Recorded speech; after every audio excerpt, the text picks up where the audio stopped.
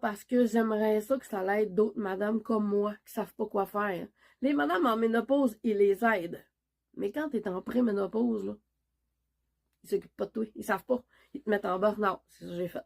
Ils m'ont mis 2 fois en arrêt de travail. C'est ça qui est arrivé. Ils m'ont donné des antidépresseurs. Je suis pas en dépression. J'étais pas bien, mais j'étais pas en dépression. Je les ai pris 2 semaines. Ça n'a pas fait. Parce que moi, là, les oreilles voulaient me péter. Là. J'étais pas en dépression. J'étais pas en burn-out. J'étais à bout de ma vie, mais je savais pas pourquoi.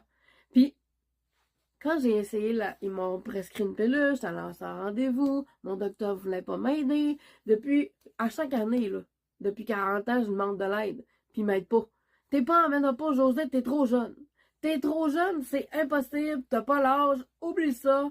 Ok, mais je suis pas bien, je fais quoi, là? Ils s'en foutent, ils t'écoutent pas. Ils te prennent une prise de sang, mais t'es pas en ménopause. Fait que pour être en ménopause, là, il faut que ça fasse 1 an que t'aies plus de menstruation. Et je les ai à tous les mois, moi. Je suis menstruée toute la vie, à 28 jours. Puis là, ben, à cause de ça, mon âge, t'es trop jeune, puis t'es menstruée. T'es pas en ménopause. OK, fait que tous les symptômes là, qui sont autour de moi sont dans ma tête, là, sont imaginaires. À un moment donné, là, tu viens t'ennuyer que le monde t'aide pas. Tu crois quasiment que t'es en dépression, tu crois vraiment que t'es pas bonne, tu crois vraiment que tu files pas, puis tu te dis, ben écoute, tout le monde a l'air à penser que je suis en burn-out, ben je dois l'être. Tu viens à en douter de toi, mais c'est pour ça que je vous dis, ne manquez pas de doute, perdez pas confiance en vous. Tout ça, ça a un lien.